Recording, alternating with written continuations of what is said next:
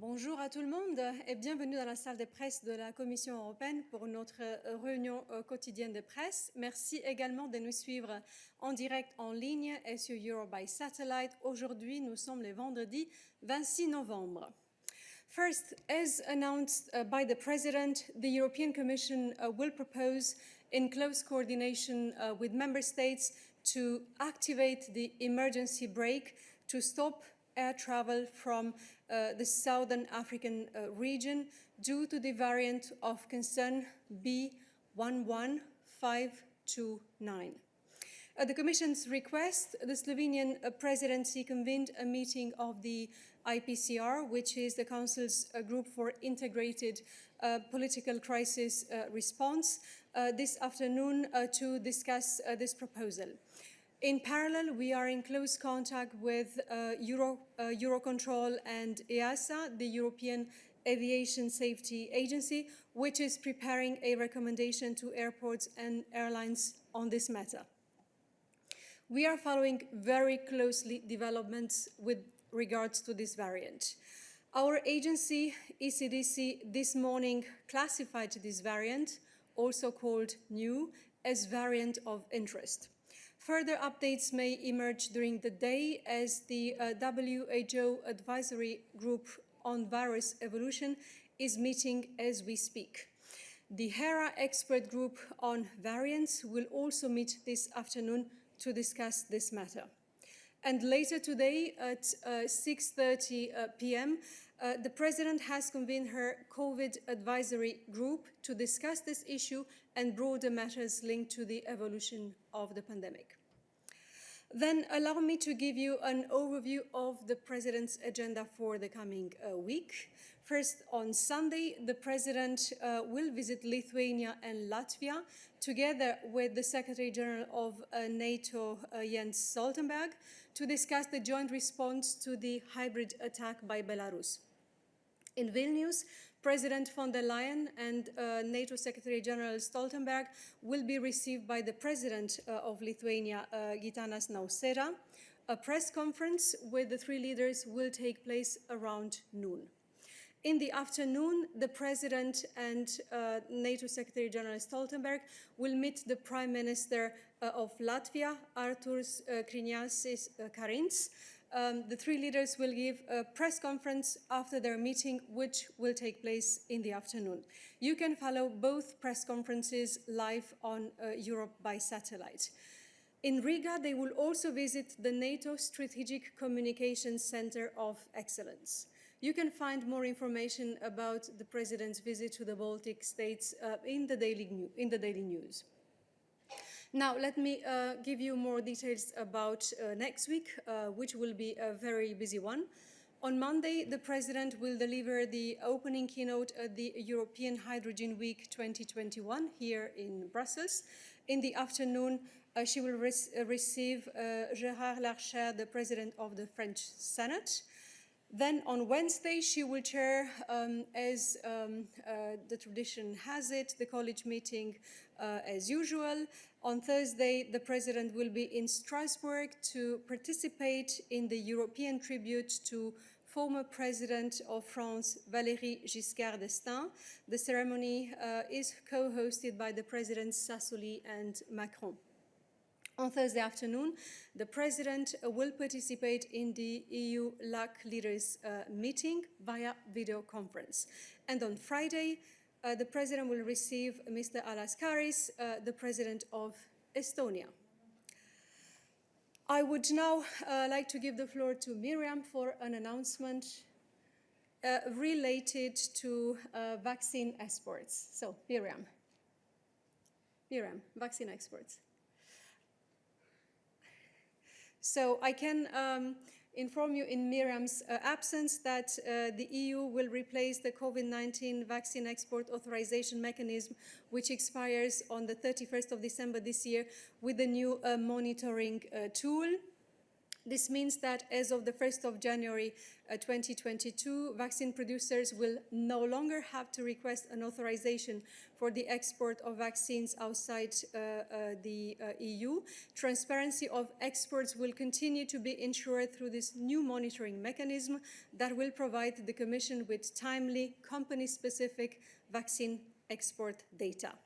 The EU is the biggest global provider of COVID-19 vaccines, with over 1.3 billion doses exported so far since December to more than 150 countries, including around 1 billion under the export authorization mechanism. This decision is part of broader EU efforts to facilitate the widest and fastest production and equitable distribution of COVID-19 vaccines that the world urgently needs. More information in our press release and in our daily news online. Et enfin, je peux vous rappeler qu'un conseil compétitivité, information, recherche et espace se tient aujourd'hui de l'autre côté de la rue, donc dans les bâtiments du Conseil. Les commissaires Maria Gabriel et Thierry Breton y représentent la Commission. Les ministres devraient notamment adopter des conclusions sur la future gouvernance de l'espace européen de la recherche et une recommandation du Conseil relative à un pacte pour la recherche et l'innovation en Europe. En outre, les ministres discuteront de la réalisation des objectifs intersectoriels du développement durable à long terme et du financement du nouvel espace. Une conférence de presse sur la recherche avec la commissaire Gabriel est prévue vers 1h et une deuxième conférence de presse avec le commissaire Breton sur l'espace aura lieu vers 18h. Merci de garder vos questions liées à ces sujets pour ces conférences de presse qui sont tenues par nos commissaires. Et finalement, avant de passer à vos questions, je voudrais vous signaler que nous allons garder ces Midday Briefings courts. On va les limiter à 30 minutes pour vous permettre de suivre la conférence de presse qui suivra le sommet ASEM auquel la présidente von der Leyen participe actuellement. Et avec ceci, je suis prête pour prendre vos questions. Merci de me signaler en levant vos mains si vous avez des questions. D'abord, comme d'habitude, la salle. Yes, you have the floor. Sándor from Euronews. It's a question on vaccination. I would like to understand the newly approved vaccine for children between 5 and 11 years. Is this related to the third vaccine purchase package of the European Commission? And I would like to also ask if the second purchase package of the European Commission for vaccines, is it already closed or not? Or are the member states still getting vaccines? So basically the question is, if a member state would like to request a vaccine for children between 5 and 11 years from the second package, is it still possible, or they have to include it in the third package? Thank you.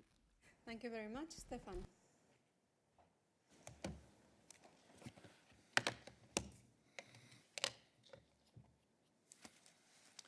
Sándor, hello, good afternoon. I think we wanted to be very well prepared for what could still happen with this pandemic. And this is one of the reasons why already in May of this year, we concluded this third contract with BioNTech Pfizer to reserve up to 1.8 billion doses.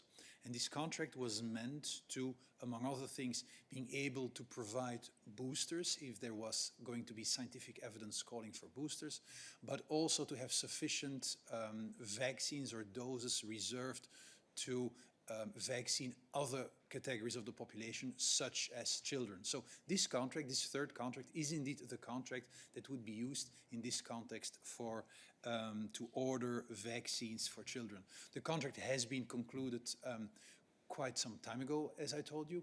As you know, when it comes to the distribution of doses, this is something which is discussed between the member states with the company. And I would invite you to contact the member state authorities if you would like to know more about the numbers, the delivery dates that have been agreed with a view to ensure this vaccination of children. Thank you. Thank you. So let's stay with questions regarding vaccination and in particular vaccination of children. So please do keep your hand up if you have questions about this supply of vaccines and vaccination for children. Oliver, you have a question about that. So we take Oliver online. Hi, yeah, thank you. Question is not on vaccination, but on the treatment of the sickness, but I guess it's also within the remit of you. Can you remind us, are there plans to start a similar, advanced purchasing program for the therapeutical, the medications that are entering the market now, thankfully? Where are we with works on that? And a related question to the new variant from India, I'm just going to ask it here, and you can answer it whenever you find time in these 30 minutes. Several member states have already stopped air travel from the southern parts of Africa. What's the purpose of now talking with them about it? They are actually doing it.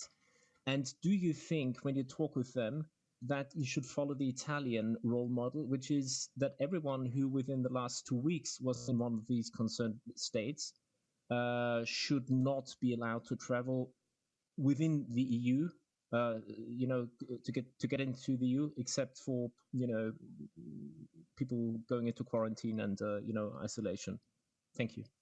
Thank you very much. I will invite Stefan to reply to the first one. Yes, thank you very much. So you know that we're following a two-track approach when it comes to our fight against this virus. On the one hand, we are investing in the development and distribution of vaccines, but on the other hand, also investing in the development and distribution of therapeutics. Because we also have to think of the people that are suffering from the virus and are possibly hospitalized and may need treatments. You know that we have developed our therapeutics strategy, the idea of which is to identify 10 successful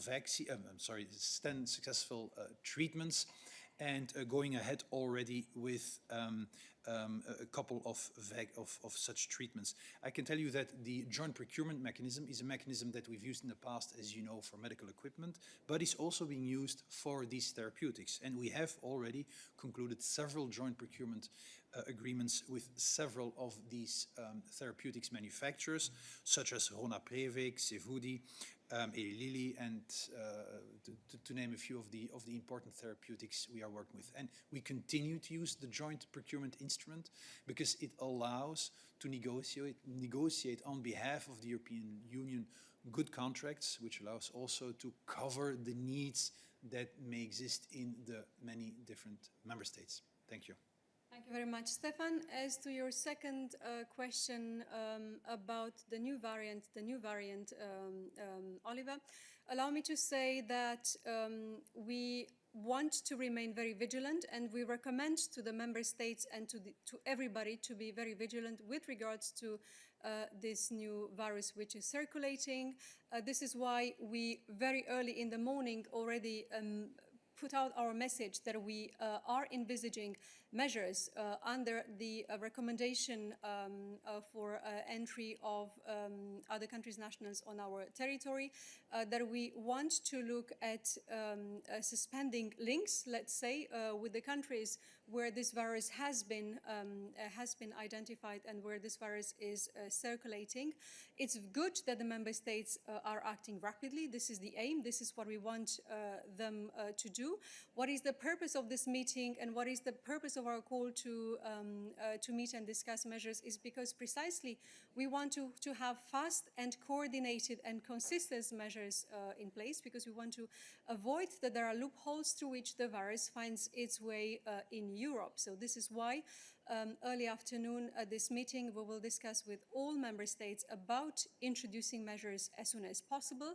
And with regards to the extent of measures that we will propose, we really want to be vigilant. So we consider a wide range of measures to be introduced, but bear with us, we will provide you details in the afternoon after we provide them to the member states.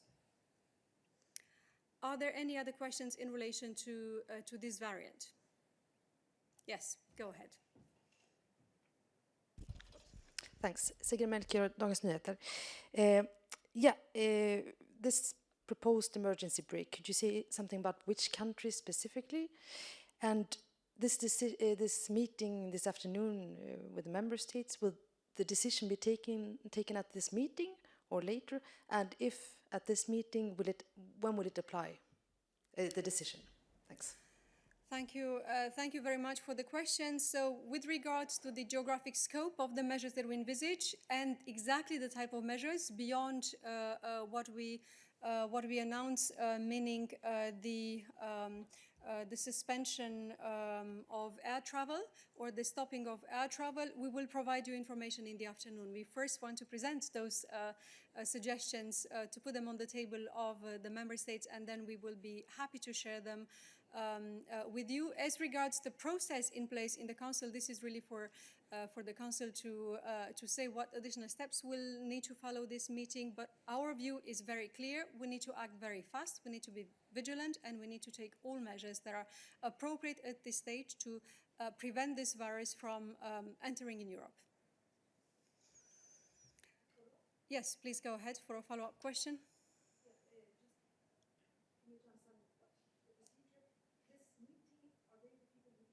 Decision, or would it have to pass through Coreper or something else?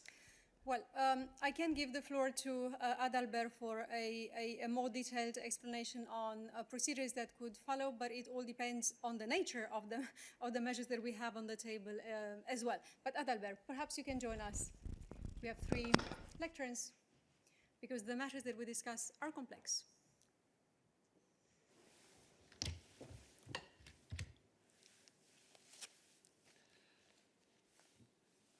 Hi, thank you very much. So as Dana said, we will be able to provide a much more detail later this afternoon once we've discussed things with member states. But let me maybe just describe a little bit the mechanics of how the Council recommendation on external travel works as regards the emergency break. And maybe as a point of clarification, there are 2 different emergency breaks in the Council recommendations about travel. There is one in the external, as regards travel into the EU from outside the EU, and there's another emergency break when it comes to travel within the EU, and the 2 work rather differently. When it comes to the one that we're discussing today, which is about travel into the EU from the outside, as Dana said, it is something that is designed to allow member states to act very quickly, which is why it is, from our perspective, a very good thing that member states can act very rapidly in order to take the appropriate measures in this kind of situation, even before there is a proper coordination, even though we want this proper coordination to take place as rapidly as possible, and we have taken an initiative to this end. So member states are able to act already now. The purpose of this coordination is not necessarily to take a formal decision, but it is a possibility for member states to coordinate their actions so that they can be properly informed of what everyone is doing and be able to take into account a European approach in order to act rapidly. But each decision would then be taken individually by every member state. So this is something that, depending on what member states decide and how they react, it could happen as quickly as after the IPCR. It could also happen following that. This is indeed more a question to the Council. And if you need more indications about this type of specific measures that are contemplated in the Council recommendation, there is a pretty lengthy article in the Council recommendations, Article 7a, that describes some of these measures as regards both travel and the personal scope. But as I said, we'll still need to discuss in more depth with the member states, and we'll be able to give you more info afterwards. Thank you, Adalbert. Are there any additional questions about this matter? Yes, please go ahead. Susana Freixas, SIC Express Portugal. My question is for Adalbert, I guess. Yesterday, the Portuguese government announced that from 1st of December, if I'm not mistaken, a test will be required to all those that were going to travel to Portugal by sea, air, or by land. I would like to understand, well, first of all, what are the implications regarding the digital certificate? Because if you need a test, why would you need the certificate? Is this measure proportionate? Does it respect the the regulation, and I mean the regulation of the certificate. And concerning your yesterday's recommendation, this is clearly against the recommendation, because I believe that in principle, those holding the certificate, or according to Commissioner Reinders, were not supposed to be asked other kind of restrictive measures. And you were mentioning that the emergency brake. Did Portugal inform you about this emergency brake? Thank you. Hi, Sana. Thanks a lot. This is me with my Christian hat, as I have the pleasure of replacing him today.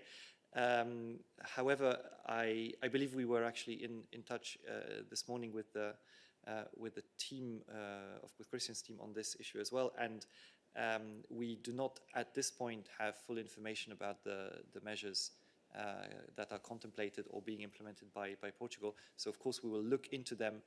We are looking into what is available already, and then we'll be able to provide you with a better assessment. But for now, it's still something that we're analyzing. Thank you. Susanna, I have a follow-up question. But this is quite simple, I guess. Are you supposed to ask tests to everybody? Doesn't matter where they're coming from, doesn't matter the nationality, if they are holding a EU certificate? Well, maybe of course you're going to analyze it, but this is quite a specific question. Thank you. Sure. So in general terms, as I think is very clear from the reading of the Council recommendation that is relevant, it is not specifically about holding a certificate. As you know, there are different types of certificates that may indicate different things, but it is clear that if somebody is vaccinated, provided that they do not come from a dark red zone, in principle they should not be asked for a test. However, as I said, we cannot comment on any specific measure until we make a proper assessment of it, and also have exhaustive information about what it is and the reasoning that led to it. So I will leave it there for now, and we can be happily in touch with on this a little later. Thank you very much, Adalbert. Are there any additional questions on the new variant, on the health aspects of COVID, or for that matter, on certificates? I see a few more questions. Are there, Rita, online? Can we get Rita on the line? Thank you, Dana. I have a quick follow-up on Susanna's question about the measures that Portugal announced yesterday. I would like to understand regarding the emergency brake, if Adalbert, you're talking about evaluating the measures regarding these border checks for tests, or if you're also talking about today's announcement that of this the flights coming from South Africa, because the regional government of the island of Madeira has just said that they would not implement that measure, so Portugal would be outside of the scope of the measure. So my question is, considering that the Commissioner yesterday said that the EU countries should coordinate the use of the certificate and these measures as well, are we not experiencing a total lack of coordination between EU countries already? And is that recommendation useless? Thank you. Thank you. Thank you very much. The recommendation is absolutely not useless. The recommendation, both recommendations put in place a framework for coordination, and this coordination is something that needs to take place, of course, very urgently, and we have taken initiatives to this end. However, it is precisely thanks to this recommendation that we have a process in place and a number of structures where we can have these discussions. And as Dana said, it will be really our priority to make sure that we have a proper coordinated approach to avoid any gaps and therefore health risks to our citizens. But this is a process that will now be taking place in the coming hours, and therefore reserve any further comments until that has happened. Thank you very much, Adalbert. The next one is Mose. Mose, go ahead.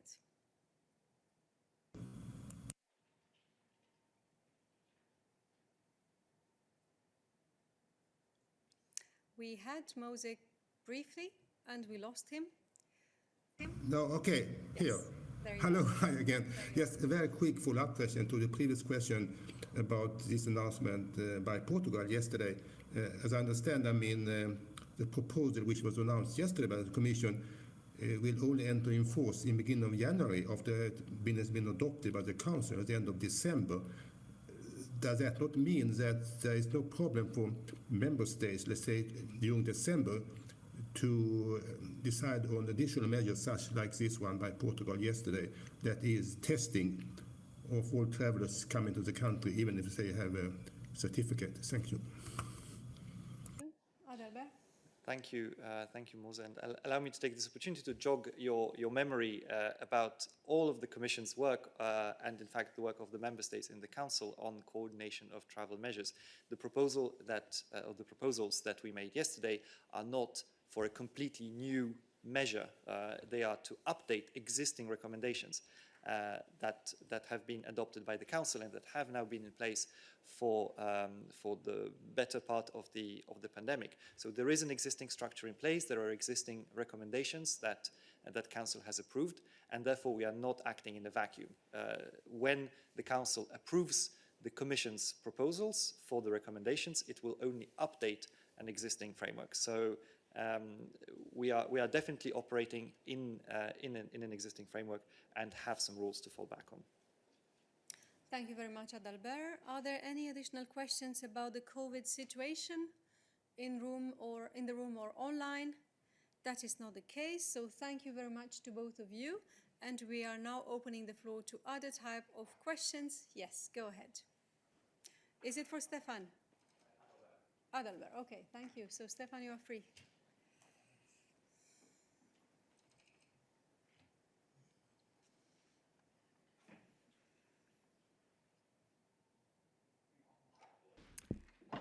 Yes, let's get a mic working. There we go, that one works. Thank you. It's migration, so I think it's for you, Adalbert. Firstly, there's this summit on Sunday in Calais with the interior ministers on channel crossings. Sorry if I missed this in the announcements, but who's representing the Commission at that? Secondly, you will have seen by now, I'm sure, that the UK has been disinvited. I wondered what you thought of that and what you hope to achieve without the UK there, seeing as obviously it's such a big player in this situation. And finally, Commissioner Johansson said yesterday in her answer that there's more money available to France from the EU to help tackle this problem. Have the French asked for any more money from the Commission yet? Thanks. Thank you very much. This meeting in Calais, which I'm not sure if we can call it a summit, it's a ministerial level working meeting. It was among the topics discussed between Commissioner Johansson and Minister Darmanin yesterday afternoon, and the Commissioner Johansson accepted the minister's invitation to this working meeting in Calais. She also discussed with the minister as a follow-up action an invitation by the Commission to the executive directors of Frontex and Europol to this meeting, who will also join. I believe the French authorities have communicated about the subject of this meeting and all the different aspects of the question that will be covered. When it comes to who is invited to this meeting organized by the French authorities, it is not so much for us to say. We will be a very active participant in that meeting, but we do not define its scope. Now, when it comes to availability of support for France, it involves, of course, financial support, but not only. There are agencies, notably Frontex, that can be called upon in order to assist. Now, whether we have a specific formal request or not, I have to say I cannot confirm immediately, but what I can definitely say is that we are in a very, very close touch with the French authorities about all these different possibilities of support, and this was also one of the topics touched upon in the call yesterday between the Commissioner and the Minister, and the EU is definitely ready to deploy any support very, very rapidly. Thank you very much. I will take 2 more questions and then we need to close this midday briefing. There are many other colleagues who wish, so I would give the floor to you. Is it about the same matter? Doesn't involve Adalbert? A little bit follow-up, but about Poland, Dominika from Polish television. I would like to ask, because it was information yesterday that the Commission could transfer around 200 millions of euro to protecting of border between Poland, Lithuania, and Latvia and Belarus. So I would like you to confirm this information, and if yes, are there any conditions, for example, the presence of a Frontex officer in this region or other conditions? Thank you. Thank you very much, Dominika. And in fact, this is not information only from yesterday, but it is something that the President herself announced after the last college meeting, and that was also explained in a little bit more depth in the communication that the college adopted about the situation in Belarus. So what this is an allocation of 200 million euro under the Border Management and Visa Instrument for the years 2021 and 2022 to border management in Poland, Latvia, and Lithuania.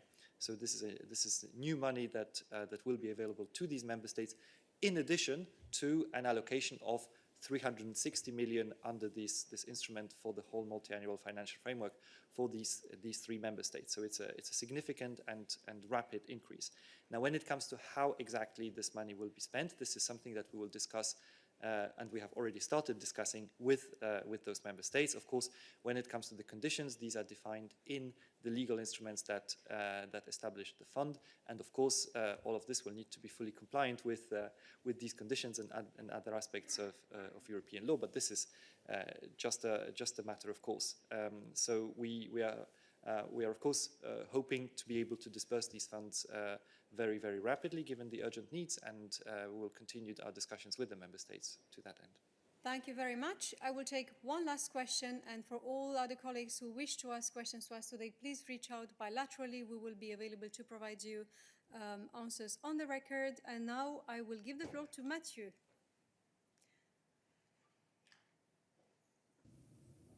Oui, bonjour. C'est sur un sujet totalement différent, donc le plan de relance européen. La France a demandé un paiement officiellement aujourd'hui. Je voulais savoir combien d'États l'ont déjà fait. L'Espagne l'a demandé. Est-ce que vous pouvez nous donner des chiffres sur les demandes? Et est-ce qu'on peut dire que les pays pour lesquels les plans de relance n'ont pas été formellement adoptés ne recevront pas leur préfinancement? Voilà, merci. Merci beaucoup Mathieu. Toute une série de questions. Berla va essayer d'y répondre rapidement. Oui, donc par rapport à la France, on peut effectivement confirmer que la France a introduit une demande de paiement sous la facilité pour la reprise et la résilience. Quant à votre deuxième question, effectivement, donc jusqu'à présent, il n'y a que l'Espagne qui a déjà introduit une demande pour une première demande de paiement. Et donc au niveau des préfinancements, je peux vous confirmer qu'il y a déjà 17 États membres qui ont reçu un préfinancement. Et finalement, la dernière question, est-ce que tu peux la répéter? Ah oui, peut-être quel est c'était le délai pour recevoir le préfinancement, c'est ça? Oui, voilà. Est-ce que, puisqu'on est en décembre et que 4 pays n'ont pas fait l'objet d'une validation de leur plan, est-ce que c'est d'ores et déjà trop tard pour qu'ils reçoivent ce préfinancement? Donc le règlement prévoit qu'il faut qu'il y ait une décision du Conseil qui approuve le plan avant le 31 décembre de cette année pour qu'il puisse y avoir, ou pour qu'un pays membre puisse introduire une demande de préfinancement. Merci beaucoup, Verle. Voilà, ceci clôture notre réunion des midis, mais nous restons à votre disposition pour toute question qui concerne les affaires que nous suivons. Et avec cela, bon week-end et à la semaine prochaine.